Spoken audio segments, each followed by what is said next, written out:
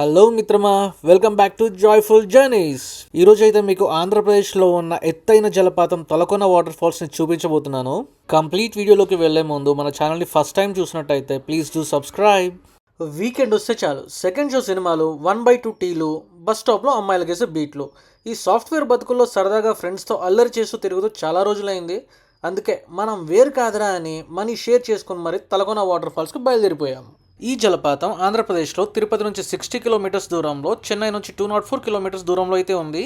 వచ్చి రాగానే మా శివగడ్ క్రియేటివిటీ చూపేసేస్తున్నాడు బాబు. రే మామ, అమావాస్య చంద్రుడు సినిమాలో కమల్ హాసన్లా బాగానే ఉన్నావు కానీ మనం వెళ్ళాల్సింది వెనక్కి కాదురా, ముందుకి. ఇకపోతే ఇదే తలకోన ఫారెస్ట్. ప్రకృతి కౌగిట్లో బందీ అయిపోయినట్టు, చుట్టూ ఉన్న చెట్లు వాటి పచ్చదనంతో మన హృదయాల్ని అల్లిసినట్టు, చుట్టూ ఉన్న పక్షుల కిలకిలల ముందు ఏఆర్ రెహమాన్ మ్యూజిక్ కూడా ఏడవాల్సిందే అనిపిస్తుంది. మనం జలపాతానికి చేరుకోవాలంటే ఇక్కడ నుంచి 2 కిలోమీటర్లు ట్రెక్కింగ్ చేయాలి. మరి మొదలెడదామా? ఇక్కడ నుంచి కొంత దూరం అయితే పొదలు తుప్పలు దాటుకొని వెళ్ళాలంట. మా మణిగాడికి శివగాడికి పొదలు తుప్పలు అలవాటే కానీ మరి నా పరిస్థితి ఏంటో భయంగా ఉంది.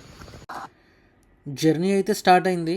ముందుకు వెళ్తున్న కొద్దీ ఇక్కడ చెట్లు చేస్తున్న ఆకుల శబ్దాలలోని ప్రకృతి సహనం, ఇంకా వీచే చల్లటి గాలులు, మొగలి పువ్వుల పరిమళంతో, పక్షుల నవ్వులతో ఈ జర్నీలో నాకు ఈ తలకోన అడవి వెల్కమ్ చెప్తున్నట్టయితే అనిపిస్తుంది.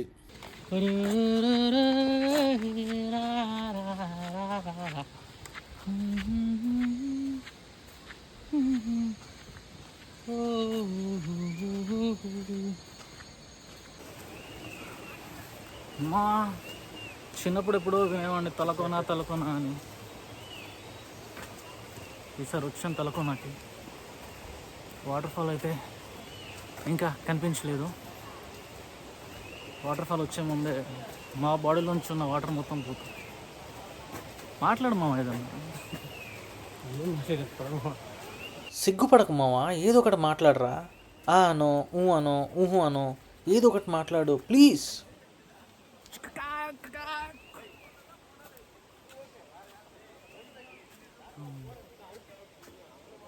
తలకోన అడవిలో 500కు పైగా మొక్కల జాతులు ఉన్నాయంట.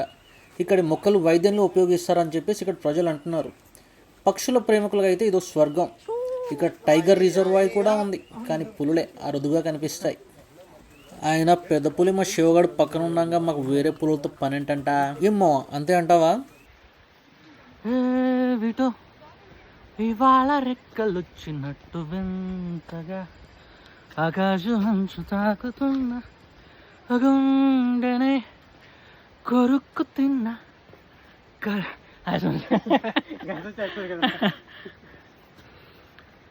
జారిందిలే చల్లంటు వాన, చినుకు తాకి తడిసిందిలే.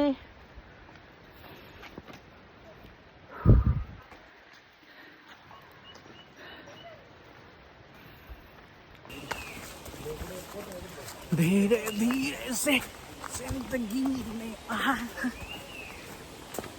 మనకి బ్యాగ్లు ఇచ్చాయి బ్రో.